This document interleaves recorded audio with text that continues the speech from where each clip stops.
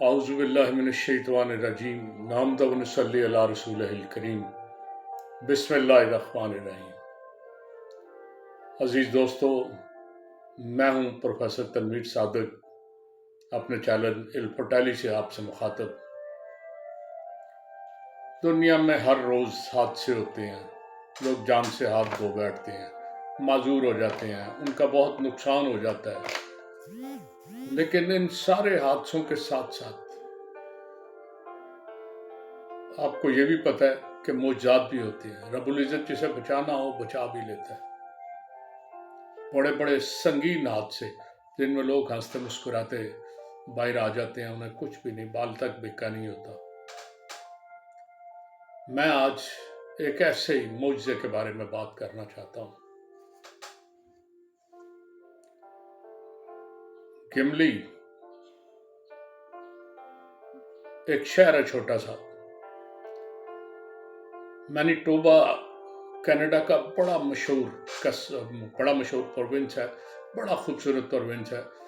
تو اس کا ایک چھوٹا سا شہر ہے گملی۔ یہ کبھی رائل کینیڈین ایئر فورس کی بیس ہوتی تھی، یہاں سے ایئر فورس کے جہاز اٹھتے تھے، لیکن پھر ایئر فورس نے اپنی وہ جگہ بدل لی، اب وہ کہیں اور چلے گئے۔ تو وہ جو ان کا رن وے تھا نا، وہ خالی پڑا تھا۔ وہاں کی جو کاروں کی ایسوسیشن ہے، انہوں نے اجازت لے کے اسے لے لیا، اور آج وہاں پہ کاروں کی ریسیں ہوتی ہیں۔ صبح صبح کاروں والے آ جاتے ہیں، باقاعدہ وہاں ریسز چلتی ہیں اور لوگ انجوائے کرتے ہیں۔ تو 23 جولائی 1983 کی بات ہے،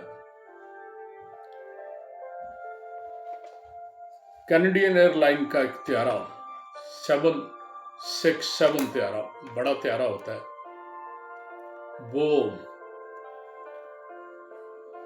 مونٹریال سے چلا، اسے ایڈمونٹن جانا تھا، اور راستے میں اوٹوا ایک جگہ ہے، وہاں رکنا تھا۔ وہ ایک دن پہلے، اس سے پہلے مونٹریال آنے سے پہلے ٹورنٹو سے چلا تھا اور مونٹریال آیا تھا۔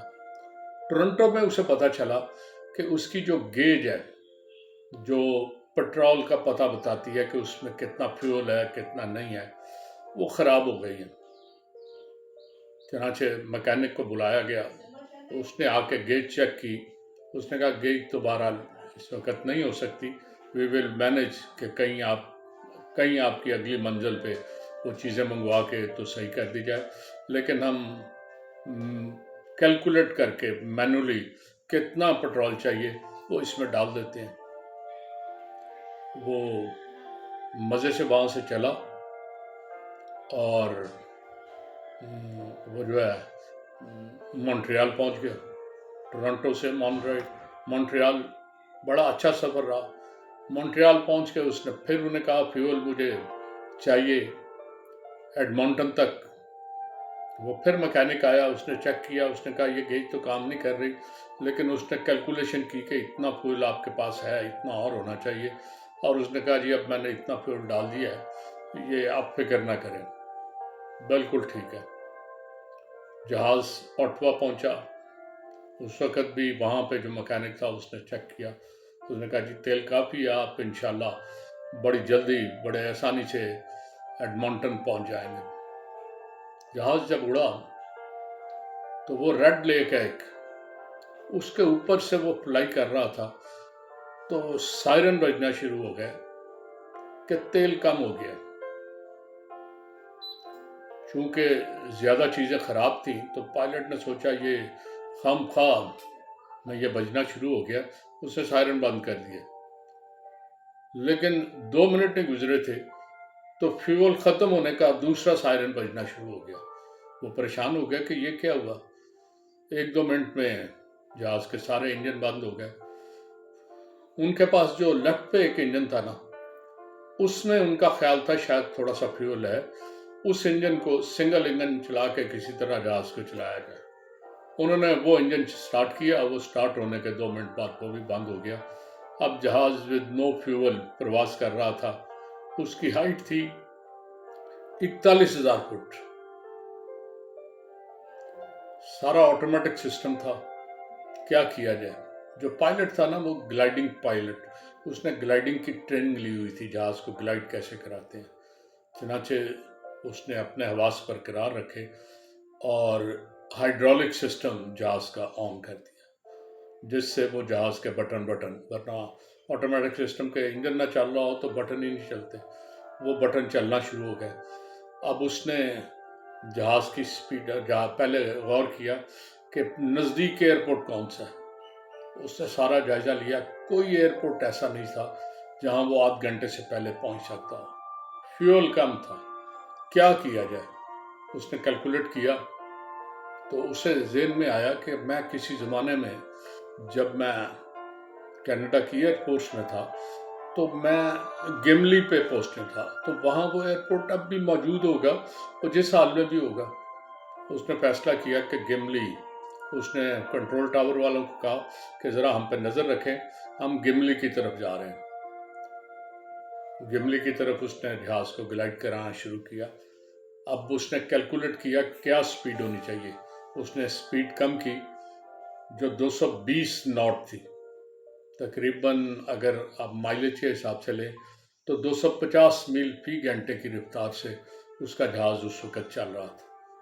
जहाज़ आहिस्ता आहिस्ता वो नीचे लाना शुरू हुआ, हत्ता कि वो गिमली के उस पुराने एयरपोर्ट भरा हुआ था, कोई रेस शुरू होना चाहती थी। दो नौजवान साइकिल लेके वो रनवे के ऊपर थे।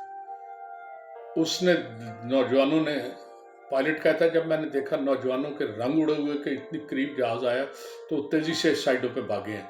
मैंने भी कोशिश की कि किसी तरह वो बच जाए।